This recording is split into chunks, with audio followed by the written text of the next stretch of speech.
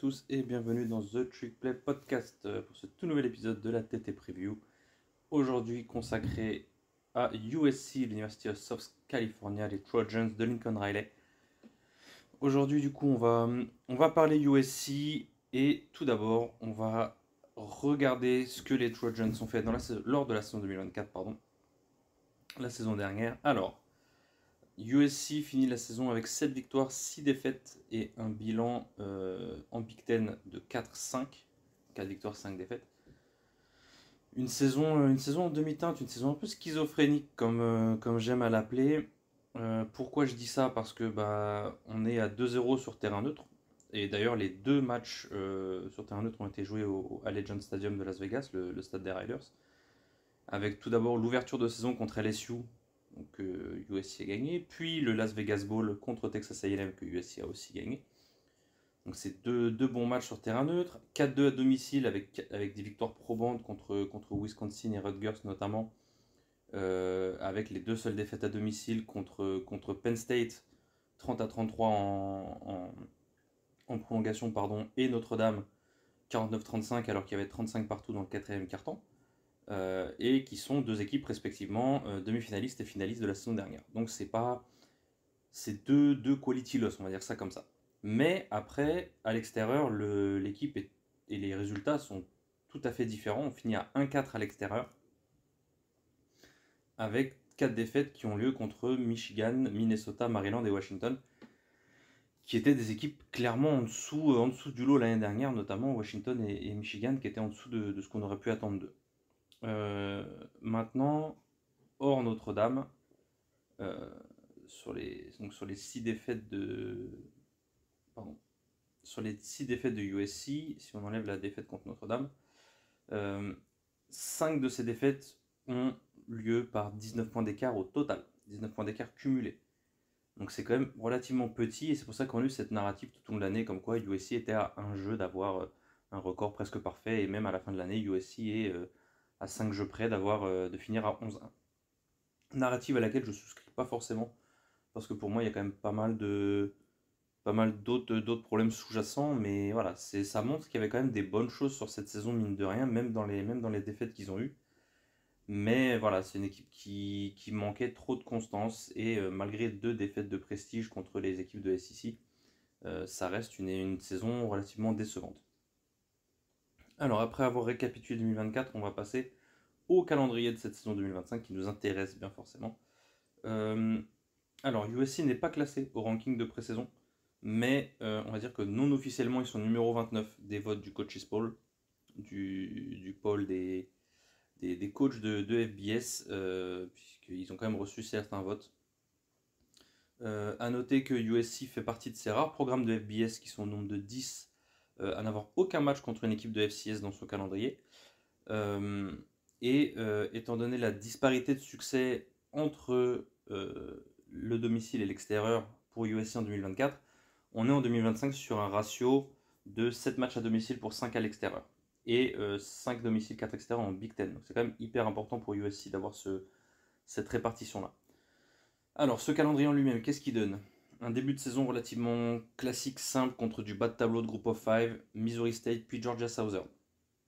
Ensuite, début de calendrier de Big Ten à Purdue, réception de Michigan State, déplacement à Illinois qui est classé numéro 12 dans le pôle de pré-saison, réception de Michigan numéro 14, déplacement chez le numéro 5 Notre-Dame, puis déplacement à Nebraska, double réception de Northwestern Iowa, avant un déplacement à Eugene le 22 novembre pour y affronter le numéro 7 Oregon, et enfin réception de UCLA pour la Rivalry Week. Alors, pour cette saison, à quoi on peut s'attendre niveau effectif? Déjà, premièrement, à noter les départs. Quel départ notable on a eu dans cet effectif? Un seul joueur a été drafté pour USC. À la draft NFL en 2025, il s'agit du running back Woody Marks. Ensuite, tous les autres gros départs ont eu lieu sur le transfert portal, le portail des transferts. 27 départs au total, dont 8 joueurs 4 étoiles, mine de rien. À la volée, qui est-ce qu'on a parmi ces joueurs? On a Emmanuel Prégnon et Bear Alexander, donc O-line et D-line, qui sont tous les deux partis à Oregon. On a les frères Branch, Zachariah et Zion, qui sont tous les deux partis à Georgia. Et entre autres, même si on ne devait pas forcément attendre beaucoup de lui cette saison, Miller Moss, l'ancien quarterback titulaire, qui est passé quarterback 2 avec l'avènement de Jaden Mayava, qui est parti du côté de Louisville. Alors, quand même pas mal de départs, pas mal de trous dans cet effectif qu'il va falloir combler. Combler premièrement comment? Via le portal. On sait que c'est la nouvelle première forme de recrutement maintenant, parce que ça permet d'avoir des joueurs qui sont un peu plus vieux, qui ont un peu plus d'expérience, qui ont déjà été coachés. Et donc USC dispose de la 4e classe de recrutement transfert en Big Ten et la 17e classe nationale. Pour ne citer que certains joueurs, je prends notamment les joueurs qui sont projetés comme starters.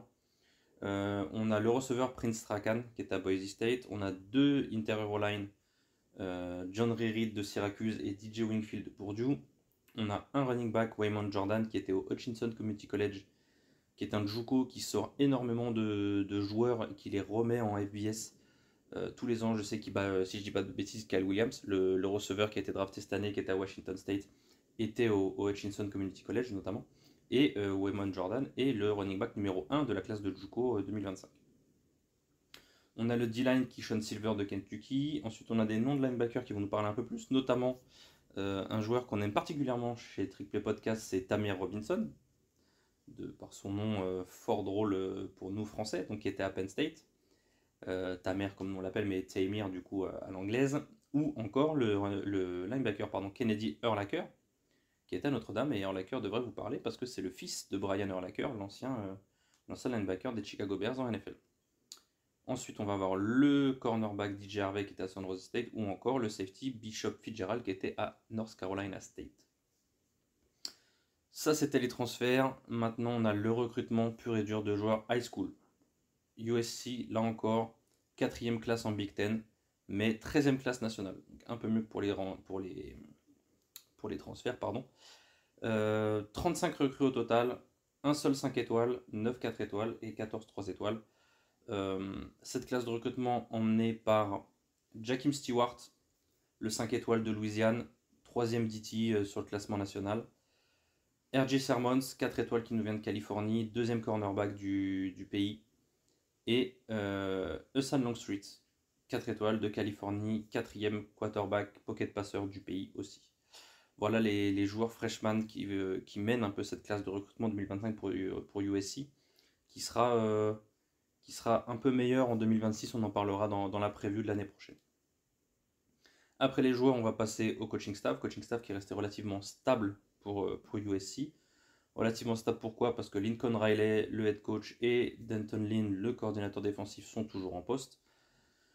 Gros changements principaux dans les gros postes, c'est le départ de Josh Hendon, le cordeau offensif, qui est parti prendre le même poste du côté de Purdue, et qui a été remplacé par celui qui était le coach quarterback, Luke Heward, qui n'est autre que l'oncle du quarterback de Utah, Sam Heward, ça devrait vous parler. Et à noter que Sam Heward a transféré à USC cette année, donc je pense que ce transfert de Sam Heward n'a pas été anodin. Enfin à noter dans le coaching staff l'arrivée de Rob Ryan, le frère de Rex, l'ancien, tous les deux, ancien coach NFL. Rob Ryan sera coach linebacker et assistant head coach pour la défense. Et on va désormais parler de quel est l'état de cet effectif de USC pour cette saison 2025. On va d'abord commencer par l'attaque et le poste de quarterback qui sera occupé, donc, comme je disais tout à l'heure, par Jaden Mayava, donc l'ancien de UNLV qui a pris le poste de starting quarterback au cours de l'année dernière. Pour moi, à défaut d'apporter d'énormes garanties, il permet au moins une certaine stabilité au poste. C'est-à-dire qu'on a le même head coach, le même corps offensif et le même quarterback. C'est pas quelque chose qu'on a dans tous les programmes de college football. Je suis pas sûr que j'ai pas fait la recherche, mais s'il y a 20 programmes, je pense, dans tout le college football qui ont cette stabilité sur ce trio, on sera déjà bien. Donc c'est quelque chose qui est quand même à noter. Pour moi, c'est le triangle primordial pour le fonctionnement d'une attaque, notamment avec un head coach à prédominance offensive comme Lincoln Riley. Donc c'est hyper important d'avoir quand même gardé Jaden Mayava. Au poste de running back, on l'a dit, il y a eu le départ de Marks, qui sera remplacé par le duo Waymon Jordan, comme j'en ai parlé juste avant, le running back numéro 1 de JUCO, mais aussi qui sera avec Eli Sanders, qui est un transfert de New Mexico, et qui en 2024 a réalisé 147 courses pour 1063 yards et 9 touchdowns, mine de rien, donc ça fait aussi une moyenne de 7,2 yards par course. C'est vraiment des bonnes stats, même si ce n'est que à New Mexico. Et si pour moi il a quand même moins de talent intrinsèque chez les deux que ce qu'avait Woody Marks, on a quand même relativement un bon one-two punch qui permettra de suppléer Mayava correctement. Au poste de receveur, on a toujours Jacoby Lane, on a toujours Mackay Lemon. C'est deux choses qui sont à noter, qui sont des points positifs. Le fait de garder le corps de receveur intact quand même. On ajoute à ça la bonne signature de Prince Takan en provenance de Boise State, qui va faire du bien au poste de receveur X notamment, du haut de ses 6-5, à ne pas négliger au poste de X dont on a souvent besoin de taille. Ma seule interrogation sera quand même au-delà de ces trois joueurs. La room me semble manquer quand même d'un peu de profondeur. Manque de profondeur, on va dire dans le passing game, qui pourrait être un minimum compensé par la tight end room. Une escouade de tight end emmenée par le vétéran Lake McCree, mais aussi avec quelques jeunes bons 4 étoiles qui poussent derrière, notamment Walter Matthews du haut de ses 6-7, ou encore Joey Olsen, qui est un bon petit 4 étoiles de recruté qui vient de Lake Oswego dans l'Oregon. Enfin, on finit par la O-line. Les deux transferts seniors seront les deux O-line les plus expérimentés dans ce starting five, qui compte quand même 2 redshirt sophomores et un junior. Tous les trois sont des recrues 3 étoiles. Donc ils ont un plancher, on va dire, qui est plus bas, mais ils ont au moins la familiarité avec le système, donc il va falloir lier un peu ce manque d'expérience, enfin ces nouveaux joueurs et tout ça. Donc ça, on va voir comment ça va jouer. On sait que USC a quelques petits problèmes sur la O-line depuis quelques années. C'est pas si solide que ce qu'on attend. Et ça reste pour moi, je pense que la O-line reste le point d'interrogation de cette défense, plus que la profondeur en receveur, on va dire, parce que je pense que le trio de receveurs a quand même des sacrées qualités. Pour ce qui est de la défense, on a bien entendu une défense qui est sur la pente ascendante depuis le départ de celui qui était un énorme criminel, pour ne pas dire plus, Alex Grinch, qui avait emmené cette défense dans les bas-fonds du college football. Et cette défense sera menée cette année, encore une fois, par l'immense linebacker, immense par la taille, Eric Gentry, du haut de ses 6-6, qu'on peut difficilement manquer sur un terrain, parce que 6-6 en étant en 2 points, ça se voit. Alors pourquoi Eric Gentry est encore là? Parce qu'il s'est blessé l'année dernière après avoir joué seulement 4 matchs, donc il a pu demander un redshirt, ce qui fait qu'il est capable de revenir cette saison et d'essayer de finir sa carrière de college football sur une bonne note. De ce côté du ballon, on a beaucoup d'expérience. On a quand même 9 upperclassmen, dont 7 seniors sur les 11 starters. En sachant que les 2 underclassmen sont Fountain et Stevens II, qui sont 2 recrues 4 étoiles de 2024, et qui ont vu le terrain respectivement 8 et 13 matchs en tant que true freshman. Donc même ceux qui sont les plus jeunes ont quand même déjà une expérience terrain. Donc c'est une très très bonne chose pour cette défense. Et les 2 transferts dans le backfield défensif qui viennent rajouter encore plus d'expérience pour une escouade qui comptera pas moins de 4 seniors parmi les starters. Enfin en special team, on a 2 transferts qui récupèrent les kicking duties. On a Sam Johnson qui était punter senior de Valparaiso mais recruté initialement par Alabama, et Caden Chittenden qui est le kicker sophomore de UNLV qui vient désormais du côté de Los Angeles pour USC. Les clés de la saison. Quelles sont les clés de la saison pour les USC Trojans en 2025? Pour moi, un énorme besoin de constance des deux côtés du ballon et d'abord le besoin de constance. On a vu la saison dernière, il manquait ça, il manquait cette constance, il manquait cette capacité d'enchaîner les bons matchs et d'enchaîner les matchs sérieux et d'être sérieux des deux côtés, voire des trois côtés du ballon sur 4 cartons. Il va falloir qu'ils aient cette constance. Maintenant, ils n'ont plus l'excuse d'avoir changé de quarterback en cours de saison. Maintenant, ils ont un minimum de stabilité là-dessus. Il faut qu'ils s'appuient dessus pour avoir cette constance. Ensuite, et ça va de pair, capacité à gagner les matchs faciles. 4 des 6 défaites de l'année dernière, Michigan, Washington, Maryland, Minnesota, c'est des matchs qui auraient dû être gagnés. C'est des matchs qui auraient dû être gagnés et ça leur coûte pas une bowl eligibility parce que finalement ils ont eu leur bowl game, mais ça aurait pu leur coûter très cher. Et ils auraient pu aller chercher mieux que les Las Vegas Bowl. Euh, et enfin, ce qui est pour moi le troisième point, ça reste Lincoln Riley qui est potentiellement sur la hot seat si jamais il n'y a pas d'amélioration parce que voilà, quelle marge on va lui laisser. Il a eu on va dire un pass les 2 premières années avec Caleb Williams qu'il a fait venir d'Oklahoma avec lui, mais maintenant, est-ce qu'on va avoir une amélioration au poste de quarterback, lui qui est censé être un quarterback gourou avec les Iceman et les top draft picks qu'il a eu à Oklahoma? Faut voir ce qu'il est capable de faire avec Mayava et comment il est capable de tourner cette offense. Parce que là, ça commence à faire beaucoup. Déjà que on sait que les défenses de Lincoln Riley sont pas forcément les meilleures, mais quand tu étais capable de marquer 50 points par match, ça masquait un peu les déficiences. Si jamais il n'y a pas cette capacité, ben, ça donne du 7-6 comme l'année dernière, avec des défaites contre des équipes qui normalement n'ont rien à faire en- à gagner contre USC. Donc pour moi, Lincoln Riley est quand même sur une obligation de résultat cette saison. Je pense que les 9, voire les 10 victoires sont obligatoires cette saison pour lui, pour ne pas trop suer du derrière à la prochaine off-saison. Ma projection pour la saison 2025 pour USC, c'est une saison 8-4, 5-4 en Big Ten. Pourquoi? Parce que je les vois gagner leurs 4 premiers matchs. Donc Missouri State, Georgia Southern, Purdue, Michigan State. Ensuite, les 2 matchs contre les équipes classées, Illinois, Michigan, je vois 2 défaites. Euh, Ensuite, je vois un upset à South Bend contre le numéro 5 Notre-Dame. Donc victoire à Notre-Dame, victoire à Nebraska, victoire contre Northwestern.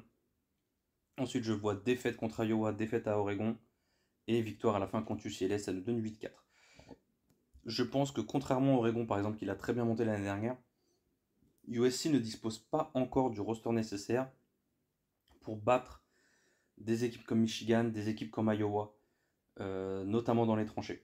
C'est cette physicalité du jeu Big Ten, je pense que USC, il leur manque encore ce petit quelque chose, ou du moins ils ne l'ont pas encore prouvé. Ils ont joué qu'un an en Big Ten, certes, mais voilà, moi tant que j'ai pas ce... Oregon était capable de le prouver dès leur première année, Washington n'a pas été capable de le faire, UCLA n'a pas été capable de le faire, et USC n'a pas été capable de le faire. Ou, du moins, ça revient sur mon premier point, pas de manière assez constante. Euh, donc comme j'ai dit, par contre je les vois bien les faire un petit upset à South Bend pour aller chercher une petite victoire de prestige et améliorer un peu plus ce bilan.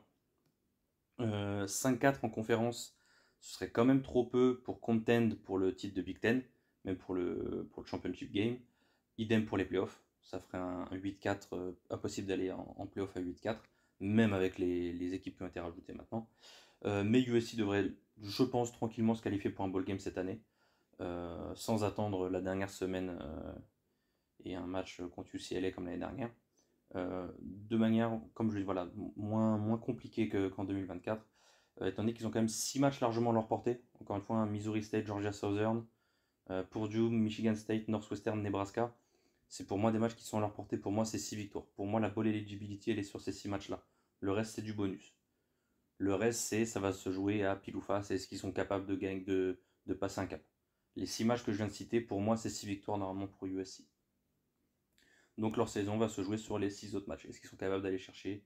Est-ce que le step-up est capable de se faire sur ces 6 autres matchs, sur les 6 équipes qui sont un peu plus hautes que les 6 matchs un peu plus faciles que je viens de citer?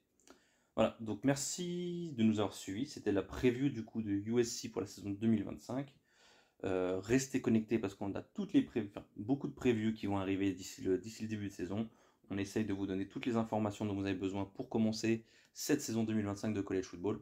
Merci de m'avoir écouté si diligemment et je vous souhaite une bonne continuation, une bonne journée à vous. Ciao, ciao.